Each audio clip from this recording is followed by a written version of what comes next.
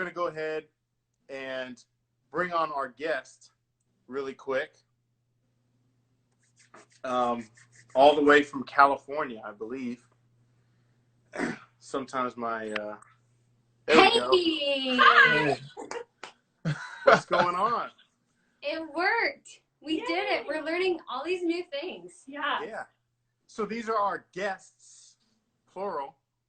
And why don't you guys go ahead and introduce yourselves? All right. Go ahead.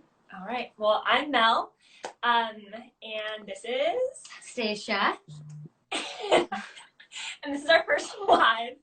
But we're really excited to be here. We are with, if you know, dating. No. And I'll take her in here. And we started off as speed dating.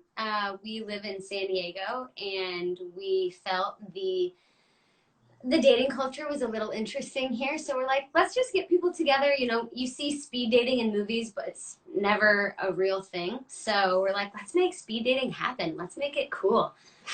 So we did some speed dating events, like with the bell, the rotations, super fun. We will still do those someday, sometime. Well, let's back up real quick. Let's back up real quick. Okay, so what do She you didn't give enough. I gave too much. We'll meet right here. Yeah. So you guys, what do you guys do now? We're gonna get to the origin story, but what do you do? What is your page all about? What is, if you know, you know, what is that for everybody that doesn't know about this? All right. Well, it's basically a Christian singles mixer. So we do it on a large scale. So we have 100 to 150 people come to various cities around the United States. We do different age ranges, and basically we do even ratios, and we have a time where we have like a game, mixing, yeah, that's pretty much it. And Eating, snacking, and then we give out an opportunity for people maybe from like different churches from around, like, we basically say within like a 50-mile radius to come together, because you might know everybody at your young adults group, but you don't know that church's young adults group or that church's young adults group. So it's an opportunity to bring all the singles together so they can mix and mingle and maybe find love. So a mixer. Yeah. For everyone that's been on the digital dating, just swipe left, swipe right, what is a mixer? A mixer is a party. It is people, it's no pressure, or we try to take the pressure away, because when you're at a party, you don't know who's single, you don't know who's married, you don't want to start flirting with a guy and you're like, crap, he's married. Whereas these mixers, everyone is single, everyone loves Jesus, so it's this big party, it's this big gathering where we have some structure for you to, rub elbows and meet some other interested single Christians who are also wanting to intentionally date. Nice. Gotcha. Chris, you got any questions, C-Love? Not, but I think it's interesting because I think the main thing is, going to these mixers, everyone believes in Christ, right? I think the hard part is now you kind of find people like through the internet or social media, or even when you like go out somewhere, go out to different places. You might find somebody that's attractive, then you get to know them. They're like, they don't believe in anything. Their beliefs are like way off. So it's like, okay, gosh, I got to start over again, right? So I think that's like a part of it. Going into it, she believes in Christ. He believes in Christ. I think that's a big thing. Yeah. And are you guys single or?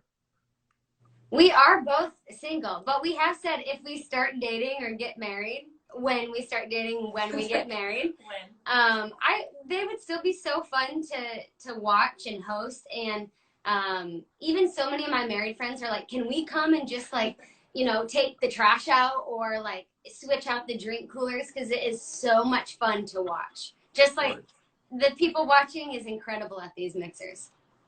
Okay. Yeah. So what inspired you guys to come up with this, and how long have you been doing it? You want the OG story? The OG story? Sure. So Okay, so Stacia and I have known each other for a few years, but we never actually hung out. So we finally hung out at a friend's vision board party at the very beginning of 2021. Do you guys know what a vision board party is? We have learned that. I heard of it. Yeah. Okay. A lot of people don't know, so we needed to clarify. We thought everyone knew. But so we were just talking, and Stacia was talking about how she's like, I would love to try speed dating. And I said, oh my gosh, I actually used to host speed dating with like a secular company. I found the gig on Craigslist, and I was like, it's pretty simple, it's easy. Would you want to host one for me with like Christians? And she was like, yes. And I was like, you know, people always say like, yeah, I want to do that, but I realized that Stacia's the type of person that when she says she's going to do something, she does it. So it's that Midwest grit. Midwest, come on. Come on. And so later that week, we filmed our first little skit or video for it, and we were like, let's do it for Valentine's Day. So we ended up just spamming tons of people. And I did a ton of Instagram stalking, trying to invite people to like our. She like made a Hinge account for the event. Like, hey, I'm actually not me, but do you want to come to this event? I think you got banned. I made a Bumble account. I got banned twice on Bumble. Apparently, you're not supposed to solicit or advertise. Oops. Whoops. But anyway, so we ended up getting 90 people to come to our first weekend. We did 3 different rounds of speed dating. We were called San Diego Dating. 90 people the first time? Yeah. Wow. There was like 3 different rounds? Yeah, there's 3 different rounds. And yeah, and so we're super stoked, and you know, people were pretty skeptical at first, but we were just like, it was so much better than we thought. So then we just started, we're like, okay, let's do another one. So we just kind of took it like event by event, and we ended up doing like 10 rounds by the end of 2021, probably. A few different separate events. And then a friend said, you should try doing a mixer. And I was like, that would never work. That's a horrible idea. I don't think so.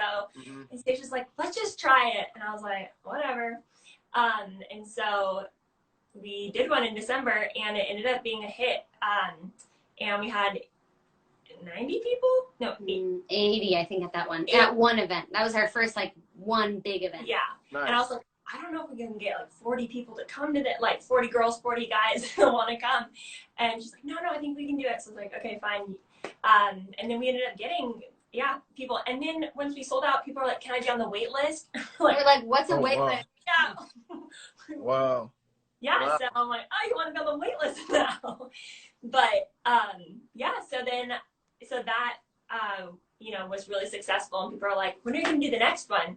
And I was like, dang, I don't know. And then I had actually applied to grad school for marriage and family therapy, because I feel like that's like just like a calling in my life. So I was waiting to hear back from them in early February. And so I was like, okay, God, like either you want me to pursue school and become a therapist now, or do you want me to put that on hold and, pursue this company? Because it seems that there's like a lot of interest. And I didn't get into grad school. It was an 8% acceptance rate, so not too bad. Wow. But yeah, and then we made a TikTok, and it just blew up. Mm-hmm. And so I was like, God, I guess like this is where you want me to go and or pursue it this kind of full time. And so how many of you guys done so far?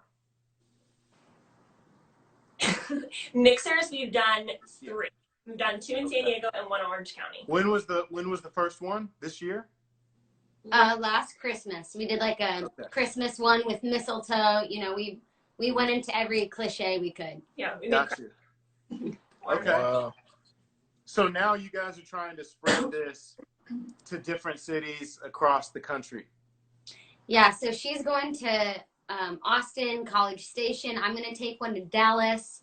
And there's a few other that are starting to get planned and popped up around the country. Yeah. Okay. Yeah.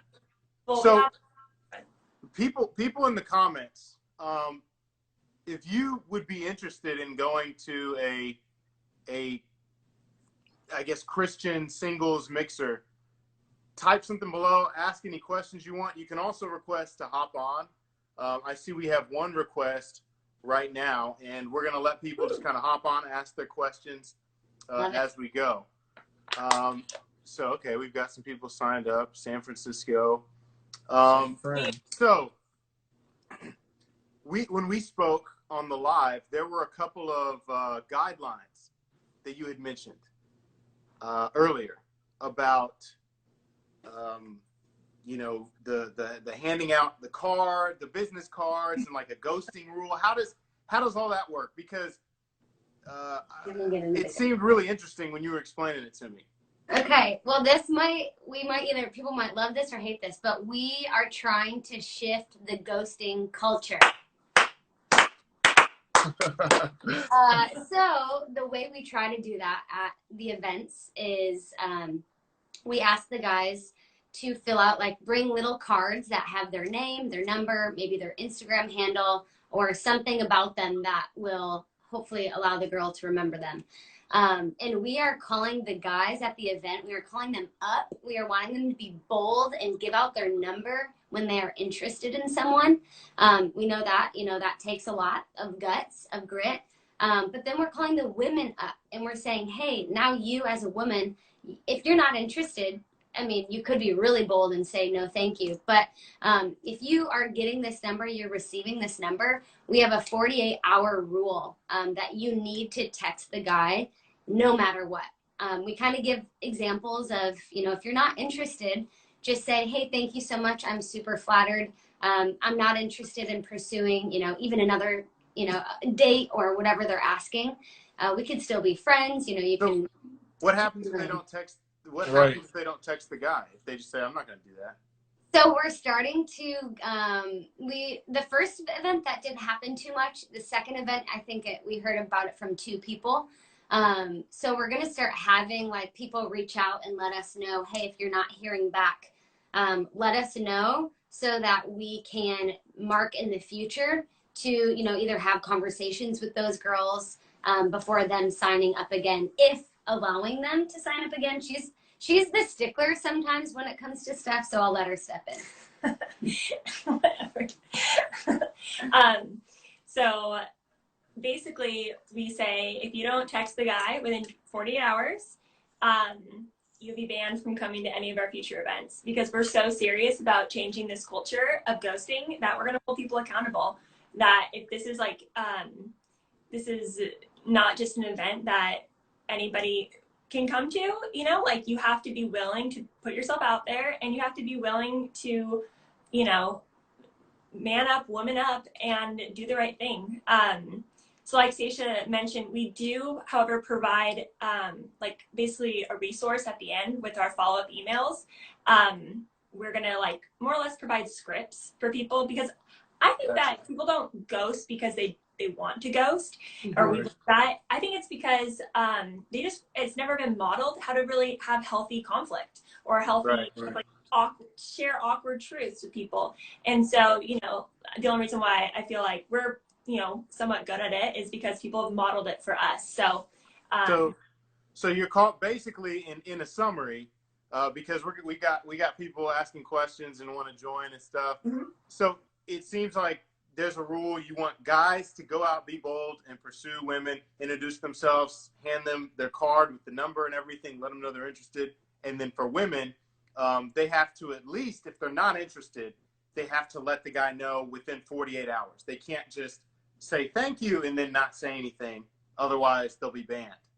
Yes. Sounds so harsh, but like. Right? Yes. In a nutshell. Yeah. That's interesting. Okay. So we'll go ahead and answer this question real quick. Guys, if you have questions, go ahead and click the question mark tab right next to the join request, and then you can ask your question. So we'll answer our first question, then we'll go ahead and let some people come on real quick and talk. So first question is, how often will you guys be doing this singles mixer, the single mixer? How often? So we're trying to hit a lot of cities this year. So we have, like she had said, probably like 2 a month. I would say like maybe 2 different cities per month.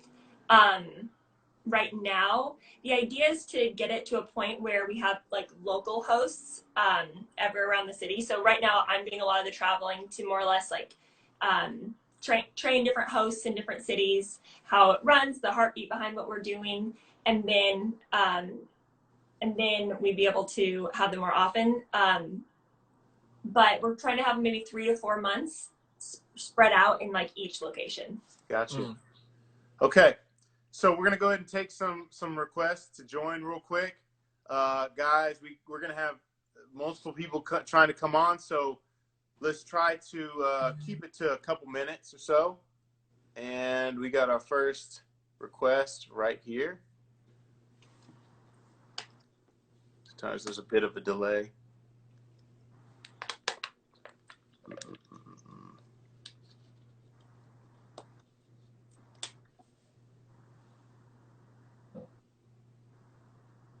All right, try this again.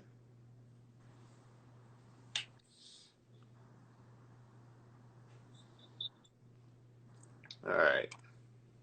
If they don't respond, then we'll just go straight to the next question. Oh, there we go. Hi. Hi. Hello.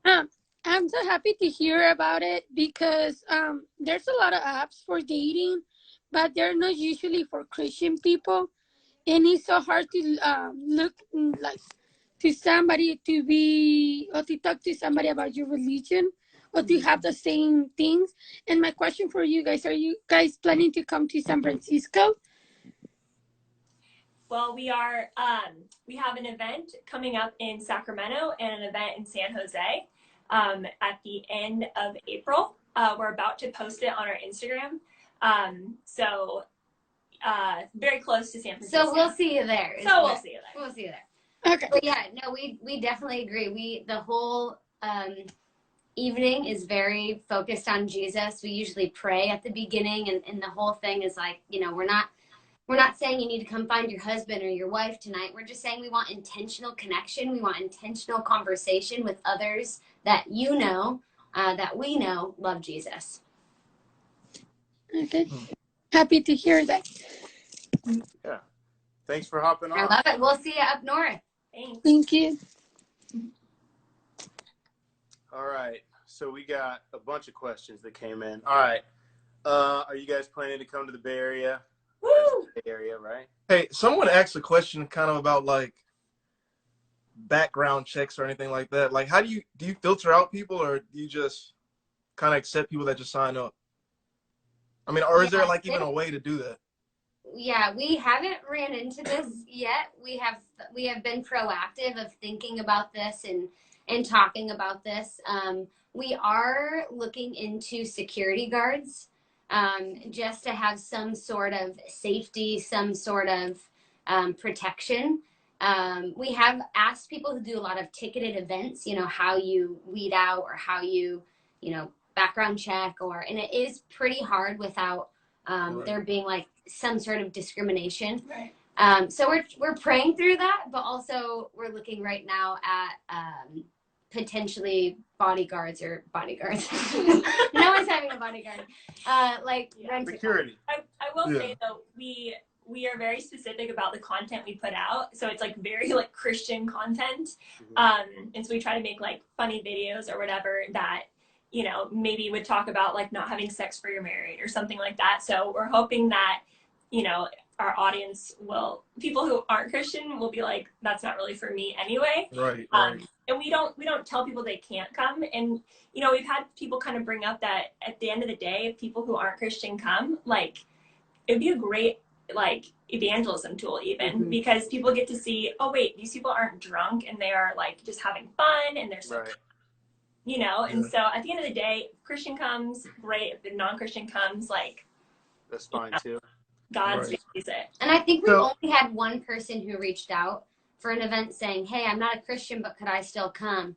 And we were like, yeah, absolutely, you can still come, but just to let you know, the 89 others there, like, they are Christians, and they're probably wanting, you know, their spouse or their boyfriend or whoever to be a Christian. And he's So Right. we just got a question that says, what happens if the guy ends up ghosting you if you start to talk? That's a really, really good point. And that's another thing that I thought, or we've been thinking through and stuff. But in addition to the email we're going to send at the end about like scripts for the girls, we're also going to send more or less like scripts for guys. Like, okay, what happens if you change your mind? What happens if you go on a date and you don't really feel in it, you know? So we want to like give people resources of how to communicate. Because when it comes down to it, it's a communication issue for the most part. I think she may be asking, is there a consequence for the guys? Right. Okay. No, for sure. I don't know, because at some point we kind of can't control that, you know? Like, okay, they date for 3 months and he ghosts her, you know, like. Right. Yeah. I think the two main things that we're asking is we're asking the guys to be bold in giving out their number, and we're asking the women to be bold in texting, no matter the circumstance. So those are the two asks we can, you know, try to control as much as we can. Mm-hmm. So, Stacy said, let's see. She asked, how do we know we're safe with the guys we meet? I think, I don't even know. That goes back to I don't even think they have to, even have to answer this one. That just goes back to like, you should be able to figure that out when you meet them in person at the mixer and conversate with them. I would say if you're going to go on a date, go on a public date. Tell your friends that you're going on a date. You know, do some like precautionary things, and don't have them drive you there. You know. Well, and I would say going to an in-person mixer, I think is going to be a lot more safe, or you know, judge of character than the apps would be. Right. Yeah, you should get a better feel. You could totally hide behind a facade. So, and then I don't know how Stephanie with your name. I think it's, I don't know. Your handle confuses me a lot. But she said, and you can hop on if you guys want to ask questions. You can always hop on and ask them. She said, so the guy isn't banned, but the girl is. I think they said that their goal is to push the guys to be bold, and if the guys aren't bold, then they're probably not gonna be invited to come back if they're not doing that. And if the women aren't doing their part too, then they're probably not invited to be back. I don't think it's a double standard. I think it's just trying to push people to live up to their side. Yeah, totally. And we want it to be also like a safe. I know for Christian guys, we've heard a lot that there's a lot of times they don't know what to do, because if they're at their church, they don't want to reach out to a girl because it's like, well, is she here to date or just to worship, whatever. And so this is like really creating a safe space for guys and girls, but for girls to get asked out, you know, for girls to have guys approach them, because, you know, we're always complaining and try not to, but be like, guys never approach me at church, or like, or if a guy does approach, oh, this creep approached me at church, you know, or we're hearing that from girls. And so poor guys, they don't really know what they're supposed to do, when they're supposed to do it. So we're like, this is the time to do it. And then, you know, everyone has a rejection like wound or like fear, you know, and, you know, I think that as women, we can really empower men to know this is a safe spot, like safe for them to be bold. They're not going to be made fun of. They're not going to get, you know, whatever, and they're gonna like get a response back. And so, you know, even if it's, hey, just want to be friends, we're still wanting a response. Right. Yeah, so it's not like and Mel has the most success stories with, do you want to talk about that? She's rejected very well, and she's friends with a lot of her matches, or whatever you would call them, but they're truly friends. It can happen. On that topic, that is something I do want to talk about, because we've spoken about it past couple weeks about the friends, and then different people had different opinions. But there is one more question I saw that was good. A lot of people are just asking if you're going to come to their city. A lot of major cities. One person did, huh? I was just saying, fill out our intake form, because that's how we know where the interest is. So that's going to be the best way for us to come to their city. Do you guys have a link in your Instagram? Yeah, the link's in the bio. Okay, awesome. So if you guys want to know if they're coming to your city, go to their Instagram, click the link in the bio, and then there'll be a form that you can fill out there for your city. One person asked if you've had any success stories. Yes, we We have. Do you want to say the success story? My favorite one is, well, there's a few, but one guy, they both lived in San Diego. He was about to move to Denver. They met and he was like, wait, I kind of like her. They went on some more dates. He canceled his move, a full-on move. He canceled it to Denver. Still lives here. They just celebrated their 1 year, like 2 or 3 days ago, because they met at our Valentine's Day event last year. Wow. So I know. that's big. He canceled the move. He had been living in Denver for a year now. Wow. Look at God. That's awesome. That's amazing. Yeah, and we have another one also. They met at our April event, and it's funny because it was actually her brother's friend, and she's known him for years, like, but has never actually like really hung out or met him or anything. And so they both came to the event and hit it off, and they're probably gonna get married. So, Wow. I mean, she told us that. She's like, I want to get married. Wow. That's awesome. Yeah. Okay. I'm going to go ahead and invite Steph. If you can't answer, don't worry. I'll invite, after you, I'll invite Soul Bree, because you just sent a request to join. Let's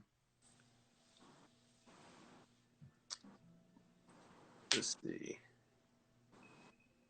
I guess she's not able to. Okay. So we were talking about the friends and the not friend thing.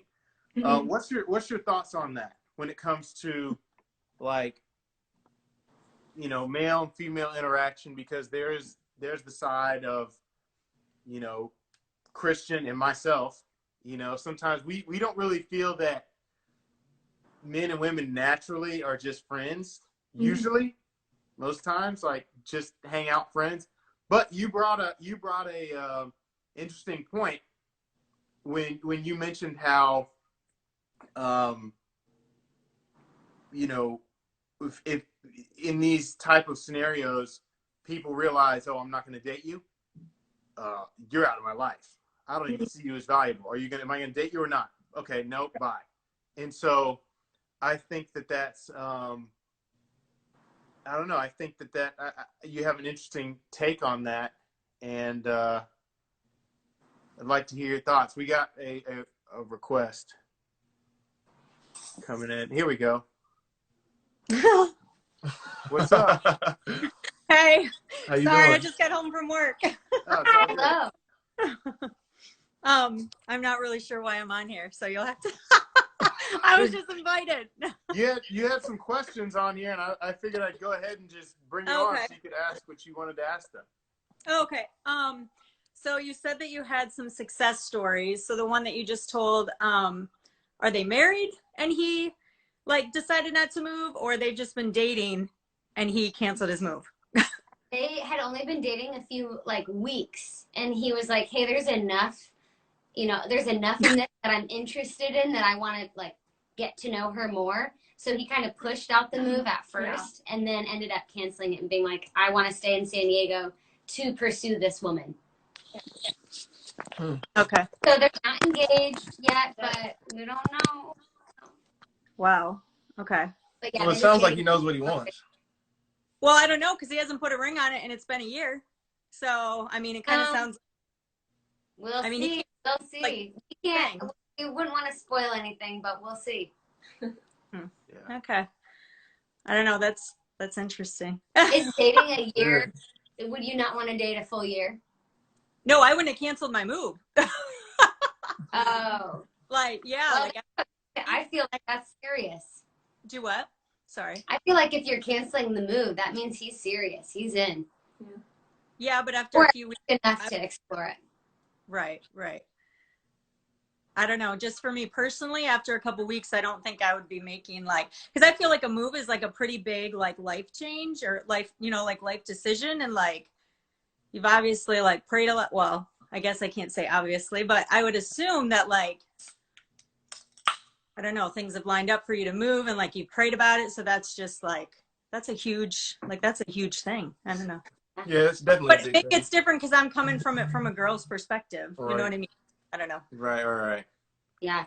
And Yeah. he could have done the same. Like he could have spent time with the Lord and felt like assurance from the Lord saying, yeah, check out San Diego a little bit longer, stick out San Diego a little bit longer. Right. Like, he could have heard from the Lord clearly in both instances. Right. I know with his situation, it wasn't like he was like turning down a job offer or anything like that. Oh, like it was just he was able to stay longer without like, and he was like she said he was just pushing it out. So you're right. After he didn't change his whole life plans. Right.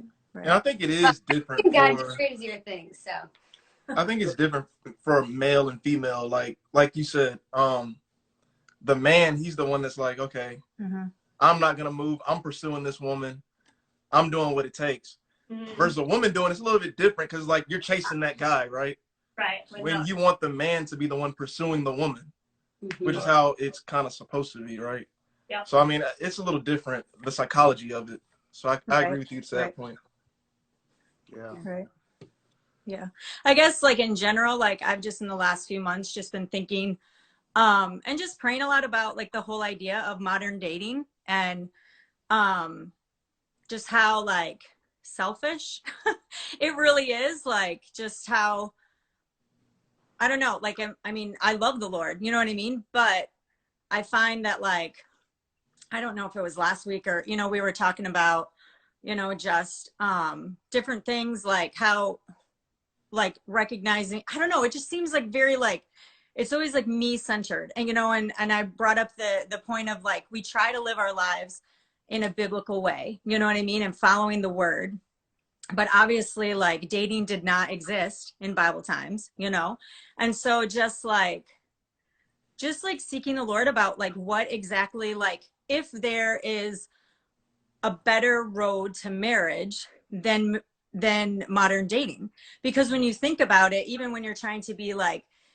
intentional, like going on dates and you know whatever, and you know like even these mixers, it's not even a knock on the mixers or whatever, but it's a very like what am I looking for, like I'm attracted to this, like well I'm not attracted to that, or like it's just very I don't know, I just question the whole like idea of modern dating, and is this how God, like the road that God wants us to take to marriage, if that makes any sense. I think, you know what I mean? I think that in an ideal world, you know, there's no sin. In an ideal world, everything's already perfect anyway. Right. So, but you know, my friend Hafiz that he comes on every now and then, he pointed out a lot of people will say, I have a problem with modern dating. And it's like, okay, well, what's the alternative? Right. What's the alternative? The only other alternative right now would be arranged marriages. And but like when you think about that, like honestly, and I'm not like, first of all, I don't understand why we don't have that conversation more. You know what I mean? Because it's almost kind of seen as like thrown out like, well, like not that you just did this, but I know last week when it was kind of talked about, like when I brought up the question about modern dating, like it was like, well, what's the alternative? Arranged marriages. But like, honestly, like for me, I have people in my life that know me so well that I absolutely would trust them picking someone for me to marry. Right. And I know that not everybody has that. I know that not everybody has that. That's fine. But right. But who are you going to arrange marry? Who's going to agree to arrange marry you? Who knows? Right. I mean, like, how do you know? Like, I'm not saying that I have the answers. I'm just saying that, like, when you look at modern dating, like, and I think some, like, from what the girls were saying, it does stem from, like, the heartache and the emotional baggage that you carry. You know, like, last week, the conversation turned to, like, dating and adding, what was it? Adding value to somebody's life. Like, I don't have to date you to do that. Like I can, you know, I can be your friend or whatever. Like I don't need to date to add value. And I think like communication, especially like they said, like we don't like end well. Like we don't end, I mean, and that's not even just dating, that's in relationship. We don't know how to communicate, you know, sometimes. So we end up not harming, but like, affecting people in their future relationships because we don't end well or we don't communicate well. And so they carry those things with them. You know what I mean? So even like if we're not dating intentionally for marriage, like we're still adding, like as a woman, I think that emotions, you know, like we can sometimes get our emotions tied up and, you know, like, and end up getting hurt and carrying that on. So I don't know, like, I'm not saying that I know what the answer is at all, you know what I mean? But just from personal experience and from watching friends go through, you know, relationships that they were centered on the Lord, you know, but like just even the temptation value too, that you're adding, like the physical temptation and, you know, like pushing boundaries or whatever, you know what I mean? Like I just have to, and again, I don't know what the answer is, but it's just something in the last couple months that I've really been like trying to seek the Lord. Like, is this like what you intended for us? I think, you know, I think the main thing is at the end of the day, you live in the United States in 2022, right? Right. You're not, I'm not going to say you're not, it's possible, I guess, but you're most likely not going to run into someone that's going to do the arranged marriage thing. But like, we if live in we're a free as society. Christians, like as Christians too, like, I mean, sometimes I think that our relationships look a lot like the world.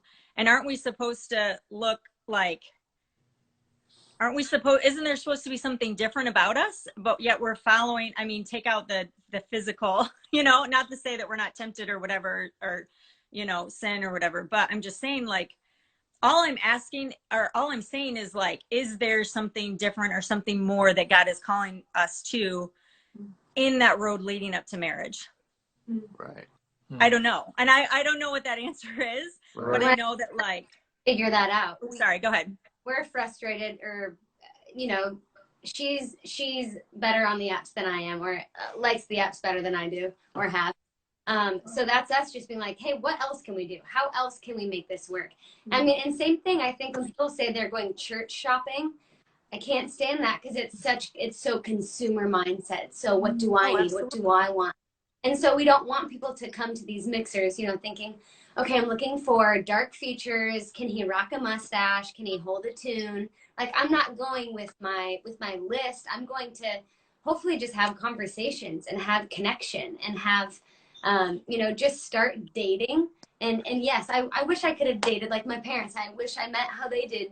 I wish how they met how their grandparents met. But we're just kind of, this is the deck we're dealt in 22.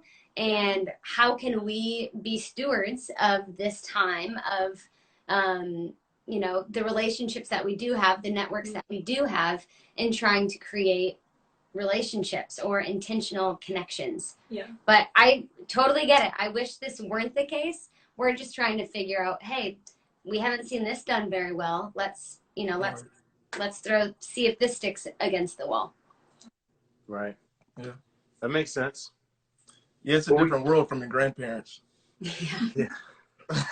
Seriously. We got thanks for accepting, and those are some good questions, because I think we've all noticed, we all know that dating, modern dating adds a lot of gray, and so it's hard to follow specific guidelines, and you're almost kind of walking in blind. But I think people like if you know dating and things like that is helping give some solid biblical guidelines on how to do this properly. I think it's a good start. So, but yeah, I definitely understand the frustration for sure. Yeah. All right. Would you come sorry. to a mixer? Do what? Would you come to a mixer? No. All right. I'm just being real. And that's not like anything against you guys. Like, I have no desire. Like, I mean, I truly, like, I don't know, like for me, like the relationships that I've been in, and again, like this, it can start from that, but like, I do think that, like you just mentioned, you know, I don't think that like you come with like a list or whatever, you know what I mean? But I think that, like, I don't know. I think like when I go to church, like I'm not going with the mindset of like, this is my list of things, but like if I went to the mixer, like you all know why you're there, you know what I mean? So like there is, even if it's subconscious, like you still are going with the mentality of like, you know, like I don't know. Like, I don't like dating period because I think I have a quick question before we get okay, go ahead. next person on. Oh, what? Oh, okay. Go ahead. I have one quick question. Okay. And oh no. Okay, go ahead. Maybe it's like a 10-second answer. Okay, I'll try. Where else do you think you should meet them? Well, I mean, I can meet them anywhere. Like, I've met them at work. Like when I'm at work or when I'm like at church or just in general. Like, I'm not like going out every day with like this in my mindset of like, I'm going to be intentional to like find somebody to date or marry. Does that make sense? So like speed dating, group, like apps, whatever. Like, me personally, that's just not like, that's not my cup of tea. But I'm not saying that other people that might be cool for them. You know what I mean? Yeah, but like for me, like I don't know. I just think that it's hard to like get a good gauge of, you know, obviously it's better than being on an app, but even just being like, you know why you're going. So like you already have in your head, like you're looking for something specific. You know what I mean? Everybody is like, I mean, I'm pretty sure that, you know, everybody will have their hair done, their, you know, best clothes, their, you know, whatever. So yeah, no, that makes sense. I got you. Okay, I gotta. All right. Yeah. All right. Well, have a good night. For coming on. All right. Thank you for coming on. All right. Bye. Thanks. So we got Christina. Christina wants to hop on real quick too. So to me, one thing I just want to get this thought out before we keep going. What's going on? Hey, Christian. Hey, Zach. Hi, Hey, Christina. Hi. So I just don't understand, because I've had this conversation with a lot of different people, and the idea that I'm going to find something without putting myself, someone's going to find me without me leaving my house or ever leaving work. Yeah. You know, I don't see where the Bible says, oh, you can't go looking for something, you know, especially for something good. And first, when it's talking about, especially for the men, it says he who finds a wife finds a good thing. It doesn't say he who gets the wife sent to him gets a good thing, you know? So, but that, I guess I understand the yeah. Well, and I think for me, I would say, and this isn't like great job, Stacia, but I am very well networked. My community knows me, sees me, loves me, but you know, they can set me up as much as they want. I am single, and that's great. I love Jesus. I am very happy single, but I also someday would like to be married. So seeing, hey, what steps can I take? You know, I want my friends to set me up whenever they think, you know, it might be a good match if they can speak to that guy's character as well.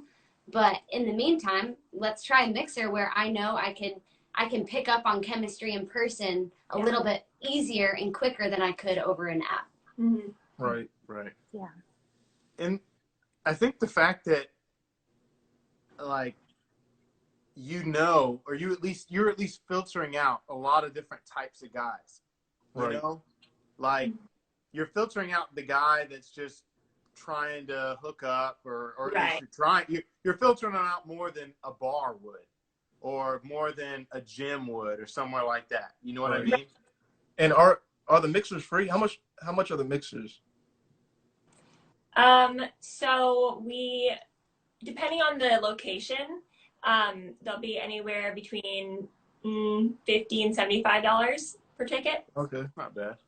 Yeah. In San Diego, we started them off, I want to say like 30 or 35, and people were just like, you're giving us 3 hours. We're meeting 80 people. You're feeding us. There's drinks. There's games. Like, you guys need to be charging more. So one guy DM'd us and he goes, you need to be charging $100.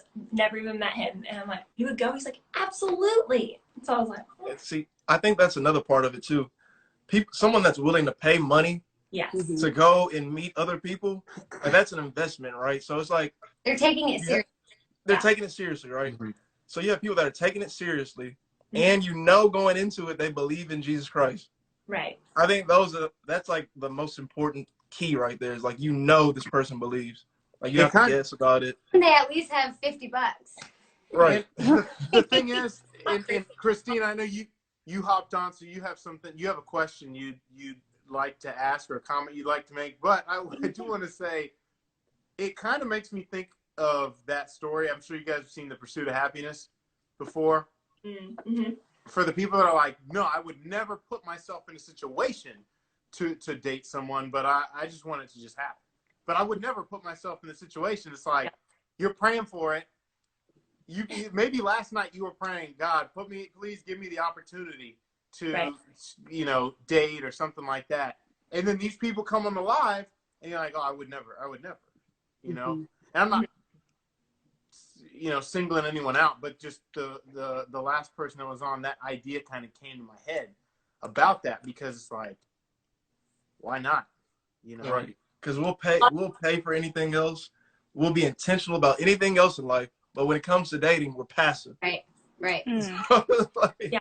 And same with like jobs. You put your resume out to get a job. Are you not trusting God to get a job because you are asking people for a job? I don't think there's much of a difference. So Christina, what did you I know you always have something good to say. What's up? Thank you so much for saying that, because I feel like what I have to say right now is good too, but I'm biased. First, I want to just say I'm so glad you guys are doing this. A friend of mine actually, her and I were talking back in January, and we were like, we're both single for Valentine's Day. How fun would it be to go just speed dating, right? And even if nothing comes of it, just like it can kind of renew that like sense of there really are good men that are intentional men out here, right?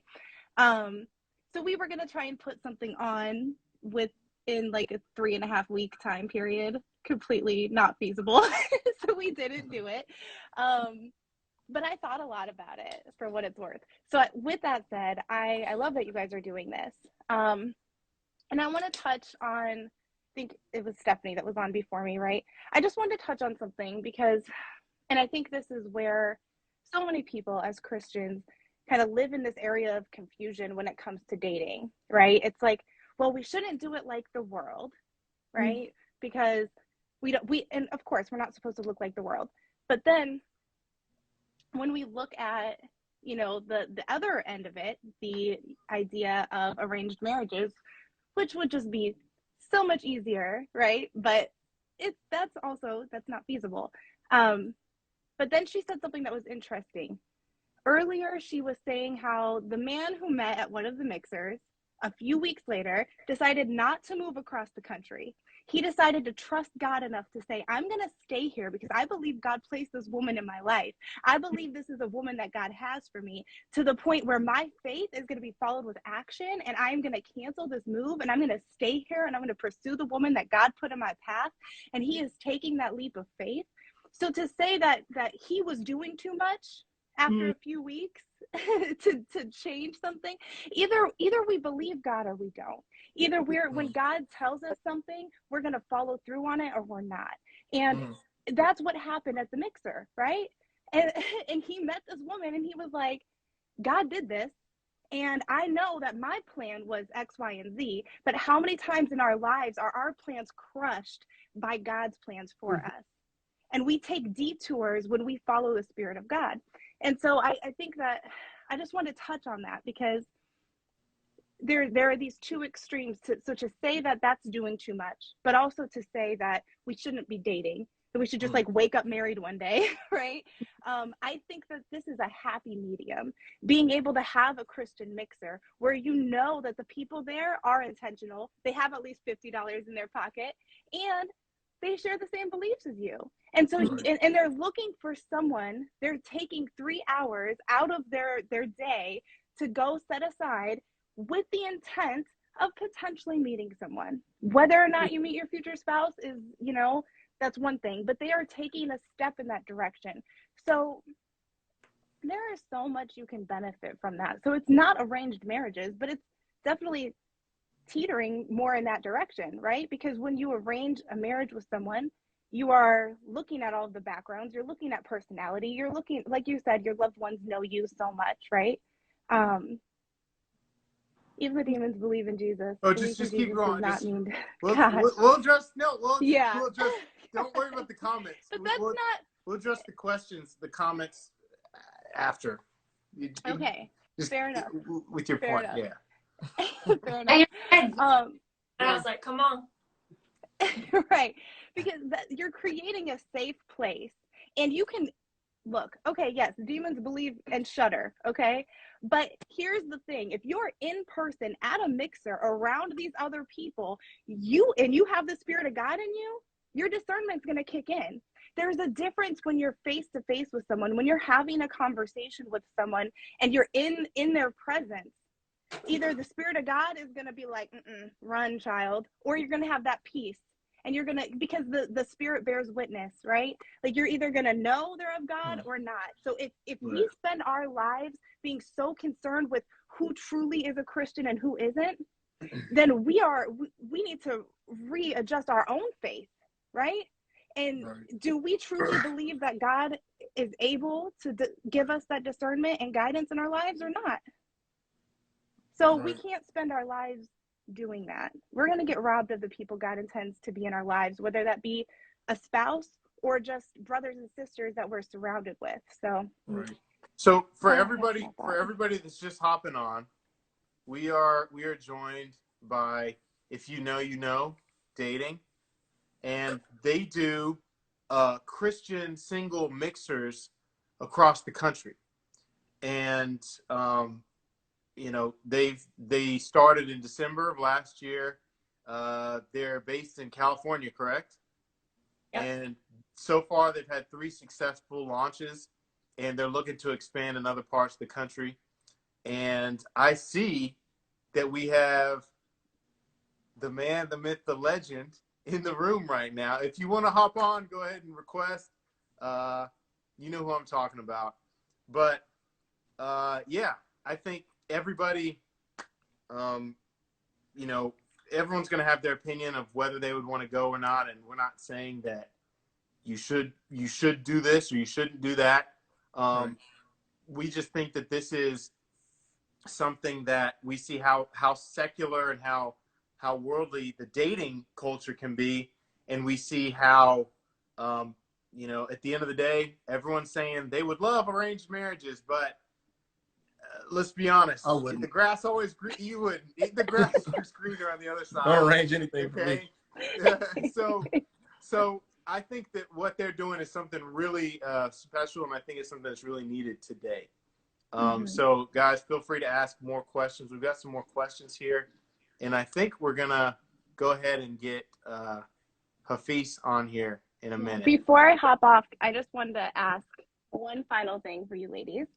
Yeah. I heard you mention for like a split second earlier that you're looking to train hosts in other cities to host this. So I don't even need to stay on, but I'll stay on listening, but you can kick me off the video. I just want to hear what those opportunities look like, because as I said, this is something that was already on my heart in January. So like, you know, that's definitely we are looking for a very specific type of host. So somebody who would obviously, you know, like public speak and set things up, make a charcuterie board look cute, but somebody who also just has like a heart for Christian dating and, you know, has really like thought about their own philosophy about dating and, you know, so that they can be then like almost like a resource for people at the event even. And so we just really want to make sure that people kind of have the same heartbeat behind what we have all over the country. So DM us if you're interested, and then we'll talk. Where are you from? I know you guys are in big cities. I am living in Iowa, so. But I'm like I'm in Cedar Rapids. I'm like an hour from Moline, Illinois, which is like 2 hours from Chicago. So like, you know, the Midwest area. Okay. Great. Well, I mean, honestly, the thing is, wherever we get interest, that's where we'll go. So like the most important things is people like fill out our intake forms, because that shows us like where the people are that are interested. So if 100 people from your town all submitted the form, then we'd be like, sweet, guess we're going to Iowa. Sounds good. All right, I'll let you guys move on. Bye. Thanks. All right. Thank you. So what is most of the, like, what's the most pushback or anything that you've got from this idea so far, if any? Or church is pretty open about it? Like, oh, this is a good idea. I don't know why we didn't think of this. You know what's interesting is I would say, so we've reached out to a few churches, followed, some churches on Instagram, whatever, and it seems like maybe churches are a little hesitant to maybe hop on board, which I understand because, if you're not really quite sure about a ministry, you're not trying to like just share it with your flock, but it has been interesting that the people that have reached out to us from church have been single, and it hasn't been any of like the married people on staff or whatever. And so that's just, I don't know, kind of interesting, but I think most of the people are like, yeah, that's great. Like, love that idea. And they're, all for it. I don't know how for it they are to like share it on their social media or share it with their congregation or not, hopefully. But we have actually had a really awesome church here who's like actually helped us a lot sharing it from their stage and stuff. So been really appreciative of that. Okay. Yeah, I think too, going off of people posting it, we find a lot that we're like, hey, tag us and we'll enter you into a drawing, or come to our event and tag this and you could win an Amazon gift card.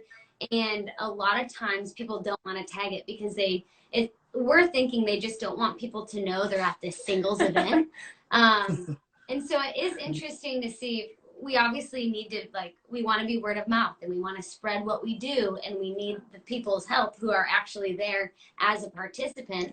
Right. And I would say that's pretty tricky to get people to post or like repost, because of the, I don't want to even say shame, but just the, Stigma. The stigma. Are people are, would you say men or women are more embarrassed to go? If we're being honest.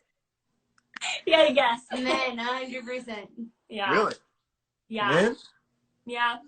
Well, maybe Southern California. We don't know the other states. You know what?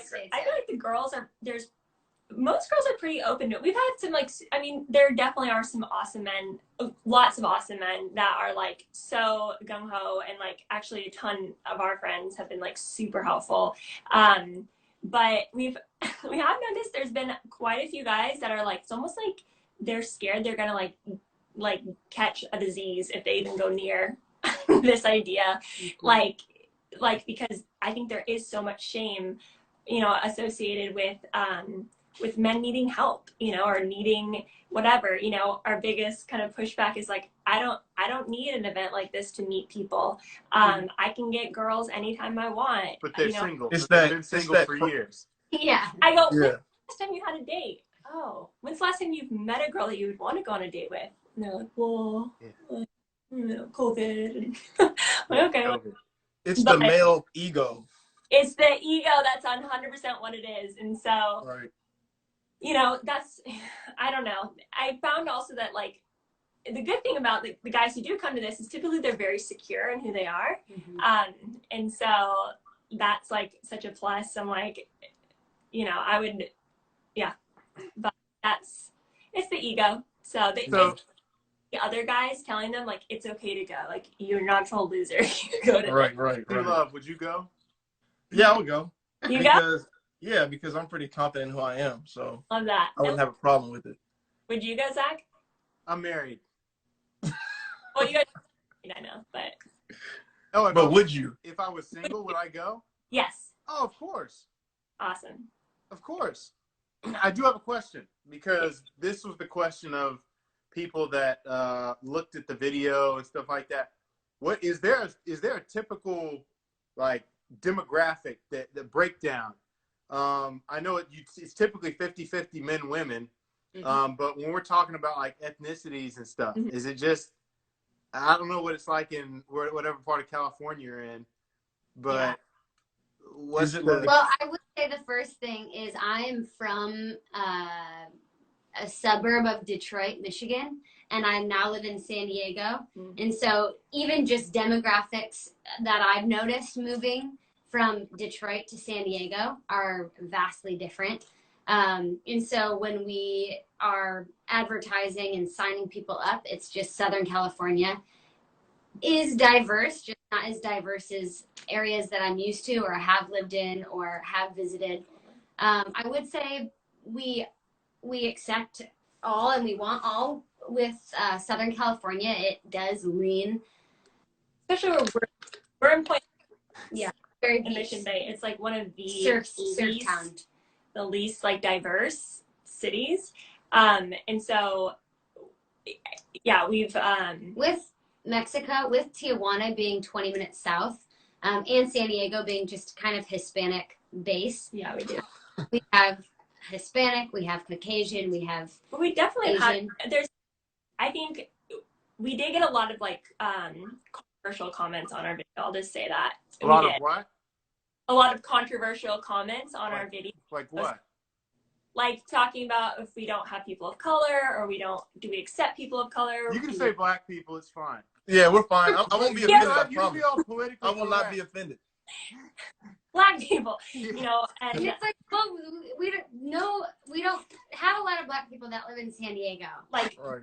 it just like if you look at the demographics, there aren't. And here, like, to be honest, it was so. I don't know. It was hard because it was our first event, and I was like, this isn't even gonna work. No one's gonna want to come to this.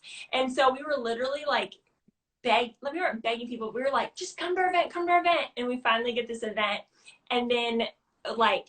We did have black people there. I'll tell you that we totally did. But like, I know it might sound like with the shadows, you couldn't tell what ethnicity people were.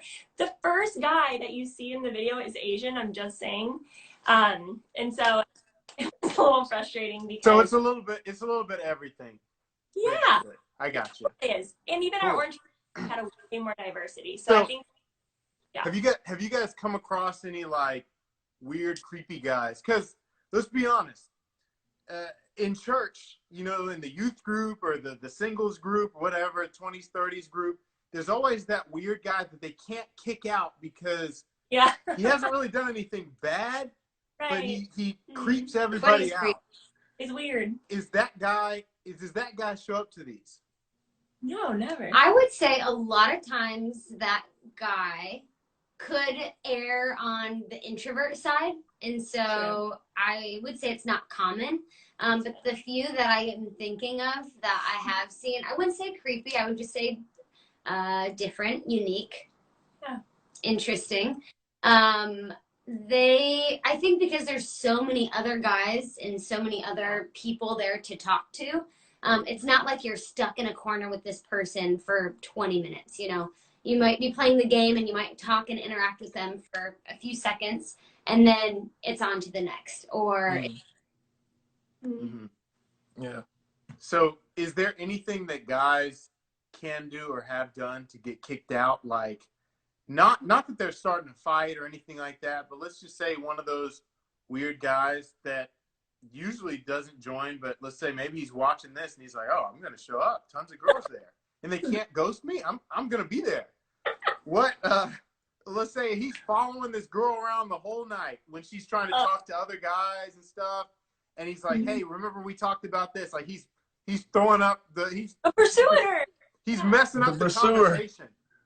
Like Do you guys have people that'll like kind of steer him away? And because I'm sure some women may be worried about that. Yeah, I think even I saw him join earlier, but we've got Tyler. He helped us with the Orange County event, so we do want to get like either guy hosts or guys involved, just because we know then we could count on them. Like, hey, Tyler, if something goes down, we need you. Like, I mean, I'm pretty scrawny, so I don't think I would be much help, but it's getting our guy friends involved and just saying, hey, keep an eye on that person or keep an eye on that situation. So it is, and you know what? I think guys like that. I think guys like to feel like, oh, I'm the protector at this event. Yeah. Yeah. Mm-hmm. Right? Right, you like that. Right, you guys like that? Yeah, we like that. We like that. Yeah. Yeah, we like that. I want to go ahead and ask the audience anything. If there are any weird questions like the ones I asked that you're like, man, I'm kind of nervous about this, but I'm not sure. Just send that question in the little question mark tab, and we'll answer it here. Is there anything that you can think of, C Love, that you would be like, what about this scenario? What about that scenario? No, not at the moment, but I think it's a good thing that you guys are kind of like advertising it as like just a safe space, a safe place for people to get to know each other. Because I think let's be honest, like Zach, you know how it is, like approaching women isn't always the easiest thing to do. Right. And What? so, yeah, and so Yeah. it's especially I've seen scenarios where a guy's approached a woman and she's literally like ran away from him. Oh, Like, so imagine like what that does to like his ego, to his pride moving forward. So I applaud you guys for that, trying to make it just like a safe space, safe place for men to be able to approach women. To reiterate is, I think the Christian dating, it has a stigma of, oh, we went on one date, we're getting married. Like obviously we have discernment. We have, sometimes our timelines are a little more expedited, whether that's for any reason or just Christians do date more intentionally. So I think what we are really clear about is, hey, if you give your number and you guys, text for a little bit, this just means you want another conversation. Yeah. This just means you continue the conversation. Yes, you could call it a day, or you could just ask if, they want a cup of coffee to keep talking about what you were talking about. But we're not like, yes, obviously we want it to be intentional, but we're not saying, hey, come here to meet your spouse. We want it to be just like have an at-bat, practice having a conversation with the opposite sex where it's safe and it's, we're giving you a lot of structure. So we're trying to make this as natural as we can. And also, I'll say we always have a talk at the beginning about expectations, because something that I've done in my dating life, and Sish as well, but I've been really intentional about like setting really low expectations and being like, you know what, I'm meeting, kind of like you had mentioned before, Zach, of this idea of not just like, is this my wife or not? Discarded, like never gonna talk to them again, I don't care about them, but of like, let me just focus on connecting and just being open. And, like at the end of the day, God is the God of details, like we don't have to stress out and strategize so much like, I want to talk to that girl, then that girl, or that guy and that guy, like if we're just open and being like, okay, God, like I'm open-handed, use me, make me be of service to somebody. Who do I need to talk to tonight? Like maybe you're there to like, encourage somebody. I don't know. And so I think when we just live our life that way, including our dating life, God is going to bring the right person.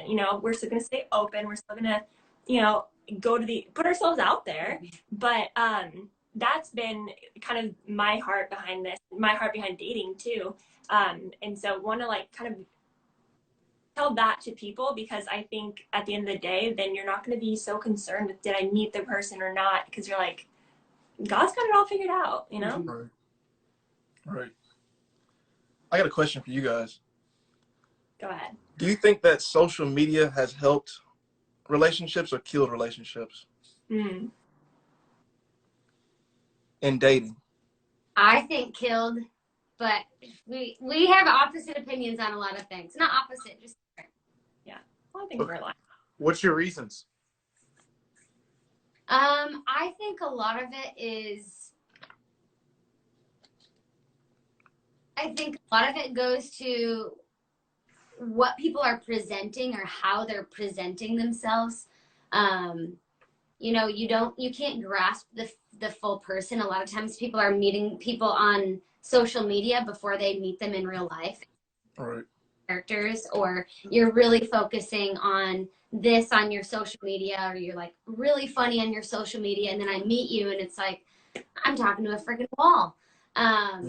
So just like having like how they're presenting, how I'm even presenting myself on social media, and really wanting that to authentically line up with who I actually am. I just feel like that's not always the case with most people, like women and men that I meet, is the Instagram or the social media and their authentic real life human body that I'm talking to are not the same. Wait, so are you referring to like the oh, not the physical body. Okay, you knew where I was going with that. Okay. So got some good questions. that just came in. One said, how do you handle disappointment if someone doesn't get approached or have anyone interested? That's a great question. And that's kind of going back to how we wanted, well, I don't know if I said this already, but we kind of want to be more of like even a like dating approach, helping people set expectations beforehand so that like people that can happen tonight, and we also think that part of setting expectations is and helping people beforehand is giving them options to like meet with a dating coach or a therapist, ticketing, so that then during this event you don't get a date or you don't get a card or you didn't really meet anybody you wanted or whatever, you're kind of prepared for that. And then also at the end we're going to do follow-up emails that just address that and kind of just deal with like, man, like it sucks, like we've all experienced it, and just kind of speak to just the heart of it, because my heart is past just dating but just emotional health for people, because really nothing's going to trigger you like dating is, and which can be really like painful thing, but it can also be such a beautiful good thing. And Zach, we kind of talked about this a little bit of almost like while we're looking for a spouse, we're looking for somebody to be with forever, dating is also can be used as a tool, like not like the sole purpose, but one of like the additional benefits is like it can kind of excavate things in our hearts that we didn't really know were even in there, so it's like, wow, I'm like really struggling with this rejection, like what's going on there? And a lot of people won't realize there's such a connection between their dating life and their emotional health, and and so my hope is that this won't just be a discouraging thing, but actually it'll unlock an opportunity to go deeper into like, where's that coming from? What's the lie I'm believing about myself, that I'm not chosen, that I'm not wanted, I'm not lovable, all these things, because that's what's going through our head. Satan loves to tell us lies. So I think that's going to be like in a follow-up email. So we when we were speaking, I think it was last week, about coming on and talking about this, and you shared some of the ins and outs of how you guys came up with this idea. You shared about how the church sometimes doesn't do the best job presenting how to date, and probably because it's not in the Bible anywhere, and I guess it's hard to come up with guidelines. What are some things and some ideas that you think have crept into the church, or that just believers in general just believe, maybe not that they're taught in the church, but just that are not very good guidelines to have in terms of finding a spouse, things like that? One I can think of is the idea, a one-size-fits-all mentality. I guess that's probably the best way to say it, because when you're in youth group, you're around friends, you're around your high school friends, you're seeing them day in, day out. Even in college, you're seeing them day in, day out. You really have an opportunity to observe somebody for the most part in their natural habitat, with their friends, with their family, whatever. And so when you get advice that says you got to really observe people before you date them, then that might apply and be a good idea in high school, college. But then when you're out of college and there's a very small group of young adults at your church that you can actually on the connect team with you, or on the worship team with you, that you're like, well, I'm not going to date any of them, then you kind of have to change that advice. But I feel like the dating advice has been super like, this has to be the way it is, and you're actually going out of God's, like you're not being wise if you just see a girl that's pretty at the grocery store and you ask her on a date, like you have no way of knowing if she's even a Christian, and it's like, well, yeah, you're not going to know. That's why you have to go on a date. And so I always say, I think my advice to somebody is say, only don't ask somebody out, or only don't go forward if there's an obvious red flag. Otherwise, go for it. What do you have to lose?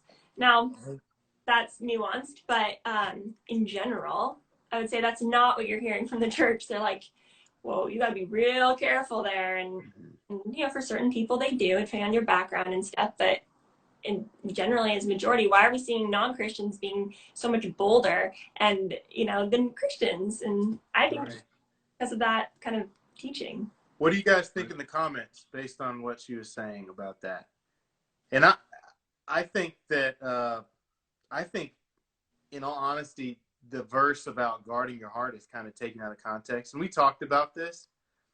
Just talks about, like, you know, in that time, they looked at the heart was where all your ideas and all your thoughts came from, right? And so people in that time weren't reading it as guard your heart because you may fall in love with this bad boy, and, you know, and he's going to lead you astray. That's not what they're talking about. That may have part to do with it, but in the end, they're really talking about things you're putting in to your eyes, the lamp of your soul, you know, things you're looking at, things you're listening to, what you have on your mind constantly. Right.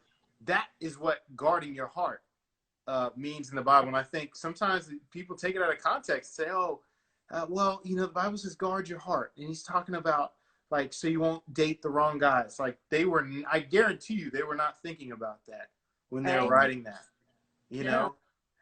Totally. And I'm not saying it can't apply, but I just think that that's taken a little bit out of context. And I think that also we have almost demonized pain as the enemy. Now, I'm not saying we should go get our hearts broken, go date people who are obviously going to be bad news and stuff. But, you know, like, at the end of the day, like, we should avoid sin and we should avoid unnecessary pain. But, like, God doesn't avoid pain. I mean, he says there will be troubles in this life, you know, like, it's not if, but it's when. And so if we are so concerned with guarding our heart against pain, like, we're missed the mark already, you know, like, we need to strive towards godliness and purity, but not necessarily. I mean, the thing is, you know, please elaborate on that. I think that is something so good that a lot of people need to hear, including myself. Yeah, that's a good one for me too. the guard, like, the people take that guarding your heart as, oh, it means, like, guard my heart from any sort of pain. Explain that. What do you mean by that? Or risk. Yeah. I talked to guys and girls who I had a conversation probably 2 weeks ago, and he said, I'm so scared of heartbreak, so I don't even want to date because I'm so scared of the breakup.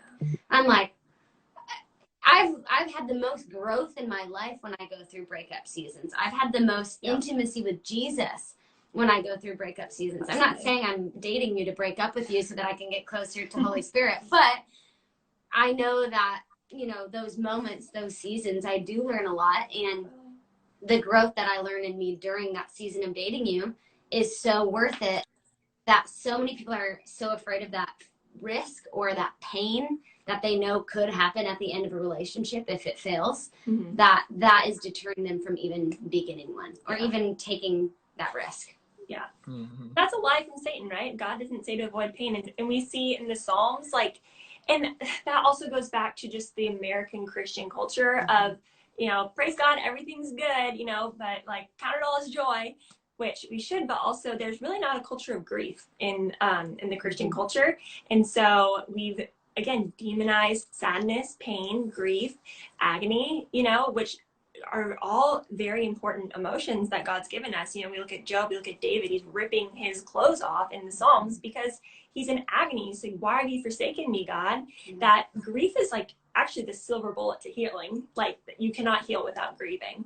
But we don't really hear that a lot in the church, unfortunately. So that really bleeds into the way we date. And what's scarier than dating? Almost nothing, because there's literally no certainty with dating, you know? And so, you know, it'd be very easy to be like, I'm just guarding my heart, you know, guarding my heart. But you're not really going to be living the life, the fullness, abundant life that Jesus really brought for you, because you didn't need to avoid pain. And that's not really guarding your heart biblically. And it's not. Right. That's just running from possible risk. It's fear. Pain. And fear is not from. We do not have the spirit of fear. No. Right. Sound mind. I needed to hear that. Rewind. That's great. So somebody said, I think the church often takes the he who finds a wife finds a good thing out of context, almost like women should just pray and hope. You may have to elaborate on that one, whoever wrote that. I think she's saying, speaking to the point of the man's going to come find you. So just sit there, sit tight, pray, and he's coming. You don't have to do anything. You don't have to do any work. You don't have to go out. You don't have to make yourself available. He'll just find you. I mean, we've heard stories like that before, for sure, and vice versa.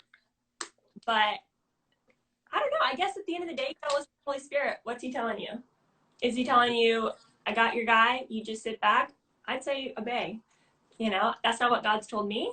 That's not, I don't think. I was going to say, I don't know if this is biblical, but I think there is nothing wrong with the girl making the first move. As long as the guy then does something. Like, sure. If I reach out saying, like, hey, I'm interested, I would love to hang out, I would love to chat, I would love to whatever, ball's in your court. Like, I'm kind of, hey, here's the invite. I'm telling you I'm interested, but now I need you to go ahead. And I know I kind of spun your question, but I do think it is okay for the girl to make the first move, to say that there's interest. But I also have a ton of girlfriends who are like, I would never make the first move. I would never, slide into the DMs, where I'm like, what's to lose? Like, what's our pain? And we were talking about this last week, I think it was, about like women shooting their shot. And the reality is, like, psychologically, women typically don't deal with rejection well. And so they're not going to, majority, not all, right? So, like, they're not going to put themselves in a situation to take certain risks like that, But I mean, I don't think it's wrong if they do show interest. I do have a question. I think I already know the answer, because literally everyone we've asked this kind of gives the same answer. But I want to know, people in the comments, and you guys, what's your thoughts on a woman proposing to a man? Wow. I would not do that. Why? Why? I don't know, because he's just gonna lead you in the marriage. You're just making the first point to take it to the next. Balls in his court now. Say yes. Hey, baby, you want to marry me? Balls in your court.